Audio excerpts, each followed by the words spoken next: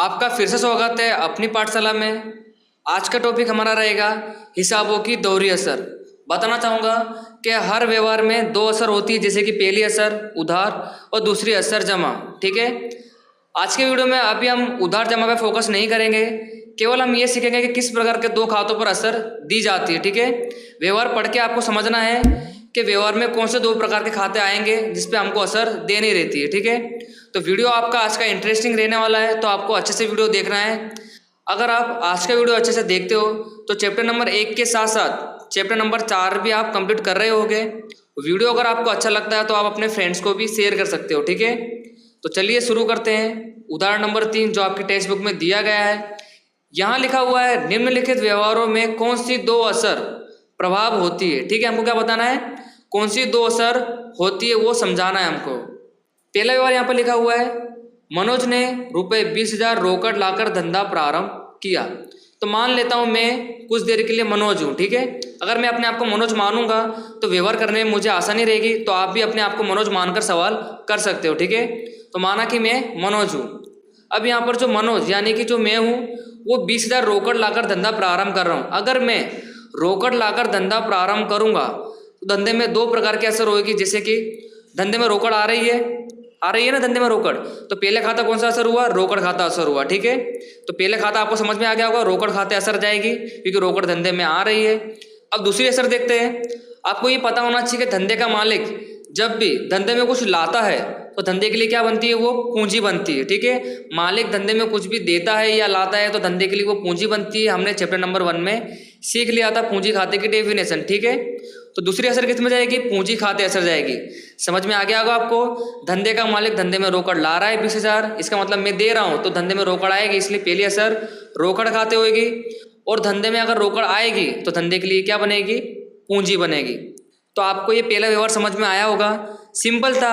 अगर आपको थोड़ा कम समझ में आया तो कोई बात नहीं, क्योंकि आपके लिए पूरा नया ही ये अकाउंट। तो अगर थोड़ा थोड़ा समझ में आ रहा है तो आप उसे एक्सेप्ट करते जाइए। ठीक है, जैसे जैसे हम आगे बढ़ते जाएंगे तो आपको पक्का होता जाएगा। ठीक है, अकाउंट के बारे में बस कॉन्फिडेंस रखिए कि आपको ये आ जाएगा। ठीक है, आपको वीडियो को पूरा देखना है, तभी आपको सभी व्यवहार अच्छे से आएंगे। चलिए दूसरा देखते हैं। यहाँ लिखा हुआ है रुपए 40,000 स्टेट बैंक ऑफ इंडिया में भर कर खाता खुलवाया। कितना ईजी है, आप अपना एग्जाम्पल ले लीजिए। अगर आप किसी बैंक में पैसा भरने जाओगे तो आपके पास से क्या जाएगा, पैसे जाएंगे ना। ठीक है, तो पहली असर सिंपल सी है, रोकड़ खाते असर जाएगी क्योंकि आपके पास से नकद गई यानी पैसा गया। तो पहली असर रोकड़ खाते, समझ में आ गया होगा आपको। दूसरा समझते हैं, आपने पैसे दिए किसको, दिमाग लगाइए, आपने पैसे दिए किसको, बैंक को दिए, तो बैंक हमारे पैसे लेने वाली है। दूसरी असर बैंक खाते, सिंपल। आपके पास से रोकड़ गया तो पहली असर रोकड़ खाते, बैंक आपके पैसे लेने वाली तो दूसरी असर बैंक खाते। ये हो गई व्यवहार की दोहरी असर यानी दो असर। सिंपल लगा ना आपको, बस ऐसे आगे के व्यवहार भी है, समझते जाइए।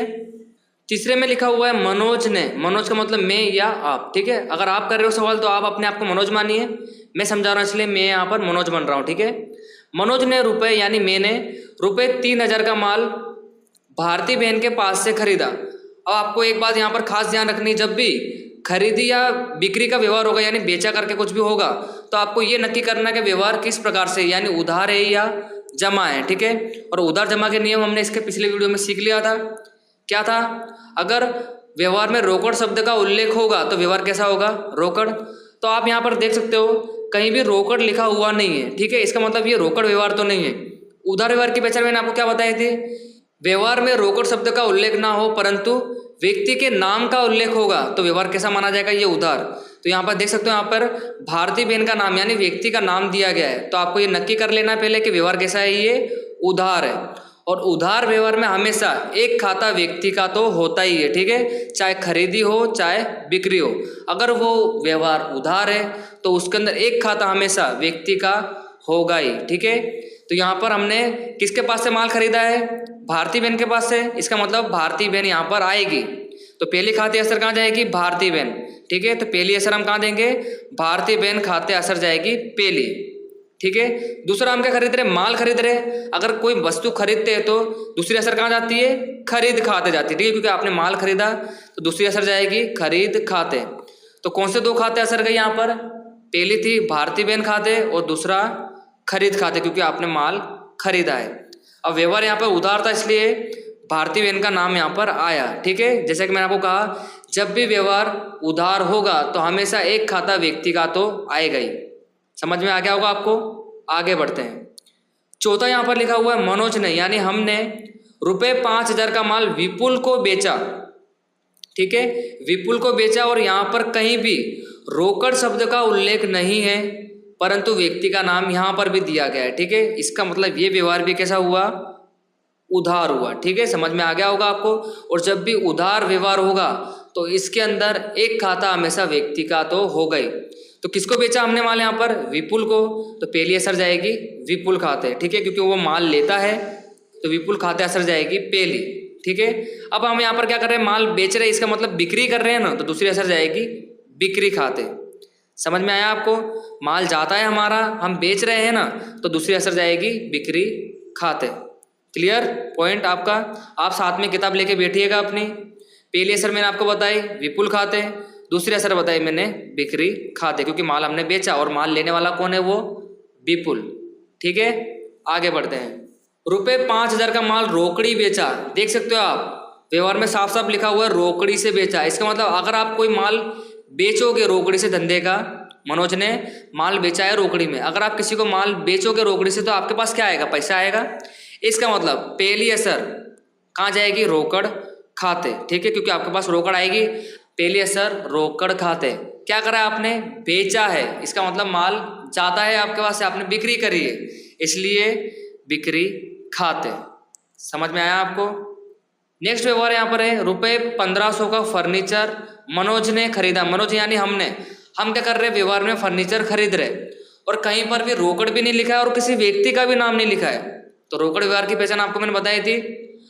अगर व्यक्ति का नाम ना लिखा हो और रोकड़ शब्द का उल्लेख भी ना हो, तब भी व्यवहार कैसा गिना जाएगा, ये रोकड़। तो व्यवहार कैसा हो गया, ये रोकड़ से हो गया। इसका मतलब अगर आपने फर्नीचर खरीदा है, इसका मतलब पहली असर तो फर्नीचर खाते जाएगी, क्योंकि आपके पास फर्नीचर आ रहा है ना। अगर फर्नीचर आ रहा है तो पहली असर फर्नीचर खाते। दूसरा, जैसे कि मैंने आपको बताया, ये व्यवहार कैसा बन गया, रोकड़, क्योंकि कहीं भी व्यक्ति का नाम भी नहीं लिखा है और रोकड़ शब्द का उल्लेख भी नहीं है, तो व्यवहार कैसा हुआ, ये रोकड़ से। इसका मतलब अगर आपने फर्नीचर खरीदा तो आपके पास से रोकड़ जाएगी, तो दूसरी असर रोकड़ खाते। फर्नीचर आता है तो पहली असर फर्नीचर खाते। रोकड़ आपके पास से जा रही है, कैसे पहचाना, क्या हमारे यहाँ रोकड़ व्यवहार है, क्योंकि कहीं भी व्यक्ति का नाम दिया, जो मनोज है वो तो हमें है। ठीक है, आप वो किसी व्यक्ति का नाम मत समझना, क्योंकि हमने माल खरीदा है, किसी व्यक्ति के पास से खरीदा ऐसा नहीं लिखा है। तो पहला असर फर्नीचर खाते और व्यवहार कैसा बन गया, ये रोकड़, तो रोकड़ खाते। क्लियर। दूसरी असर, आगे बढ़ते हैं। इजी एकदम। ₹200 कमीशन के चुकाए। कितना सिंपल है, मैंने आपको पहले वीडियो में सिखाया था, मिला मिली, चुकाए या चुकाई। ठीक है, इससे हमारी रोकड़ आती जाती है, तो आपने कमीशन के चुकाए, इसका मतलब आपके पास से रोकड़ जा रही होगी, जाएगी, तो पहली असर रोकड़ खाते। अब किसके चुका रहे हो, ये ₹200 कमीशन के, इसका मतलब धंधे के लिए खर्च बन गया होगा। कमीशन क्या बन गया होगा, खर्च। दूसरी असर खर्च खाते, इसका मतलब कमीशन खाते असर जाएगी। सिंपल। पहली असर मैंने आपको बताई रोकड़ खाते, दूसरी असर मैंने आपको बताई कमीशन खाते। क्लियर आपका पॉइंट, समझ में आ गया होगा आपको। आपने कमीशन के चुकाए हैं तो आपको कारण भी बताना होता है कि आपने किसके चुकाए हैं। रोकड़ तो आपके जा रही है धंधे में से, तो कारण तो लिखना पड़ेगा ना। तो हमने कमीशन के चुकाए, तो पहली असर हुई यहाँ पर रोकड़ खाते, दूसरी असर हुई यहाँ पर कमीशन खाते। क्लियर। यहाँ लिखा हुआ है विपुल ने ₹200 का माल वापस किया। तो यहाँ पर जो विपुल है वो माल वापस कब करेगा, जब हमने उसको बेचा होगा, ठीक है ना, तभी तो करेगा। तो चौथे नंबर के व्यवहार में हमने उसको माल बेचा था 5,000 का, जिसमें से विपुल ₹200 का माल वापस कर रहा है। अगर बेचा हुआ माल वापस आता है तो हमेशा पहली असर बिक्री वापसी खाते, क्योंकि बेचा हुआ माल वापस आ गया ना, इसलिए बिक्री हमारी वापस आ गई। तो पहली असर बिक्री वापसी खाते। बेचा माल वापस आता है इसलिए बिक्री माल वापसी खाते, यानी बिक्री वापसी खाते। क्लियर। अब यहाँ पर देने वाला कौन है माल को, विपुल, क्योंकि देने वाला है ना वो देने वाले खाते हम दूसरी असर करते हैं। ठीक है, तो विपुल खाते असर। तो कौन से दो खाते असर हुई यहाँ पर, बेचा हुआ माल वापस आ रहा था इसलिए बिक्री वापसी खाते असर हुई, देने वाला यहाँ पर विपुल था तो इसलिए विपुल खाते दूसरी असर हुई। आया होगा आपको। नेक्स्ट समझते हैं। मनोज ने, इसका मतलब हमने रुपये 150 का माल भारतीय बहन को वापस करा। अब भारतीय बहन को हम माल वापस कब करेंगे? जब हम उनके पास से खरीदा होगा तभी तो करेंगे ना। तो तीसरे नंबर के व्यवहार में हमने उनके पास से 3000 का माल खरीदा था, जिसमें से हम उनको 150 रुपये का माल वापस कर रहे। तो यहाँ पर भारतीय बहन माल लेने वाले हैं, ठीक है, हमारा वापस। तो पहली असर जाएगी भारतीय बहन खाते, ठीक है, पहले असर जाएगी भारतीय बहन खाते, क्योंकि उनको हम अपना माल वापस करें, यानी उन्हीं का माल जो खराब हुआ होगा तो हम वापस करें। तो भारतीय बहन हमारा माल लेने वाली है, तो पहली असर भारतीय बहन खाते। ध्यान दीजिएगा, अगर खरीदा हुआ माल वापस करते हैं तो जैसे बिक्री वापसी लिखा था वैसे ही हम क्या लिखेंगे अब, खरीद वापसी खाते। दूसरी असर कहाँ जाएगी, खरीद वापसी खाते। जब भी व्यवहार उधार होगा तो एक खाता व्यक्ति का तो यहाँ पर होगा ही, ठीक है। तो भारतीय बहन खाते और दूसरी खरीद वापसी खाते। क्लियर आपका पॉइंट? आगे बढ़ते हैं।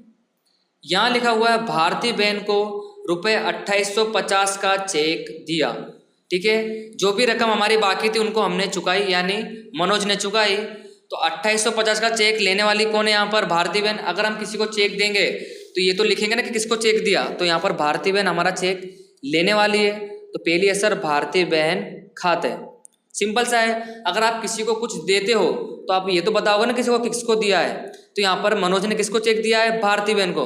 तो जब वो अपने बही में लिखेगा तो किसका नाम लिखेगा, भारतीय बहन का नाम लिखेगा। तो पहली असर भारतीय बहन खाते, ठीक है।